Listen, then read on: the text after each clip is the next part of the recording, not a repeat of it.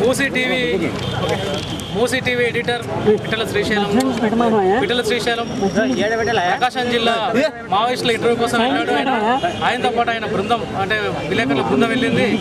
పోలీసులు మధ్యలోనే ఆయన్ని అరెస్ట్ చేశారు. అరెస్ట్ చేసి ఆయనను కొరియర్గా ముద్ర వేసి ఇప్పుడు ఆయన మావోయిస్టులతో సంబంధాలు ఉన్నాయని చెప్పి తప్పుడు కేసులు పెట్టి జైల్లో పెట్టారు, నెల్లూరు జైల్లో. ఇప్పుడు పిట్టల శ్రీశైలం కుటుంబం ఇప్పుడు ఎంతో ఆందోళనతో ఉంది. ఇది కేవలం పిట్టల శ్రీశైలం మీద జరిగింది కాదు, మొత్తం యావత్ పత్రికా వ్యవస్థ మీద, పత్రికా స్వేచ్ఛ మీద జరిగిన దాడిగా మేము భావిస్తున్నాము. ఈ ముఖ్యమంత్రి వచ్చినప్పటి నుంచి కూడా ఈ పత్రికల మీద దమనకాండ కొనసాగిస్తున్నారు. పిట్టల శ్రీశైలంను వెంటనే బేషరతుగా విడుదల చేయాలి. లేని పక్షంలో రాష్ట్ర వ్యాప్తంగా జర్నలిస్టులు చేసే కార్యక్రమాలను బహిష్కరించడం కాకుండా మంత్రులను, ఎమ్మెల్యేలను ఎక్కడికక్కడ నిలదీస్తాం, రోడ్ల మీదకి వస్తాం. మేము పిట్టల శ్రీశైలంను పోలీసులు అక్రమంగా అరెస్ట్ చేసి జైల్లో నెట్టివేయడాన్ని ఆంధ్రప్రదేశ్ వర్కింగ్ జర్నలిస్ట్ సంఘం తీవ్రంగా ఖండిస్తుంది. ఇవాళ క్రాంతిపై పోలీసులు దాడి జరపడం కాదు, అది పూర్తిగా పత్రికా స్వేచ్ఛ మీద జరిగిన దాడిగా మేము భావిస్తున్నాం.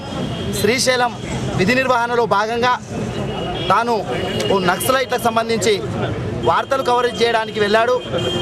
అతనిపై నక్సలకు ఏకంగా కొరియర్ ముద్ర వేసి పోలీసులు అక్రమంగా కేసు నమోదు చేయడం, జైల్లో నెట్టేయడం నిజంగా ఇది సిగ్గు. ఇవాళ ఈ కాంగ్రెస్ ప్రభుత్వం అధికారంలోకి వచ్చిన తర్వాత శ్రీశైలంను మాత్రం అరెస్ట్ చేయడం కొత్త కాదు. 6 నెలల వ్యవధిలో దాదాపు 50 సంఘటనలు, జర్నలిస్టులను పై అక్రమ కేసులు, హత్యాయత్నాలు, జైల్లోకి నెట్టివేయడం, నాన్ బెయిలబుల్ కేసులు నమోదు చేయడం నిజంగా ఇది సిగ్గుగా భావిస్తున్నాము. అసలు జర్నలిస్టుపై నాన్ బెయిలబుల్ కేసు నమోదు చేసే ముందు డిఎస్పీ స్థాయి అధికారితో విచారణ జరిపించాలని చెప్పి కూడా మేము డిమాండ్ చేస్తున్నాము. ఇప్పటివరకు జరిగిన అన్ని కూడా పోలీసులు ఉద్దేశపూర్వకంగా రాజకీయ నాయకులు కక్షపూరితంగా పెట్టిన కేసులే కానీ ఎక్కడ కానీ జర్నలిస్టుల నుండి తప్పులు జరిగినవి మాత్రం జరగలేదని చెప్పి మేము భావిస్తున్నాము. ముఖ్యంగా ఇప్పుడు శ్రీశైలంపై అక్రమంగా నమోదు చేసినటువంటి కేసును బేషరత్తుగా ఎత్తివేసి ఆయన్ను హైదరాబాద్కు తీసుకురావాలని చెప్పి మేము డిమాండ్ చేస్తున్నాం. లేని పక్షం ఇప్పటికే జిల్లా వ్యాప్తంగా అన్ని జిల్లాల్లో ఉద్యమాలు స్టార్ట్ అయిపోయినాయి. రాష్ట్ర వ్యాప్తంగా విస్తరిస్తుంది.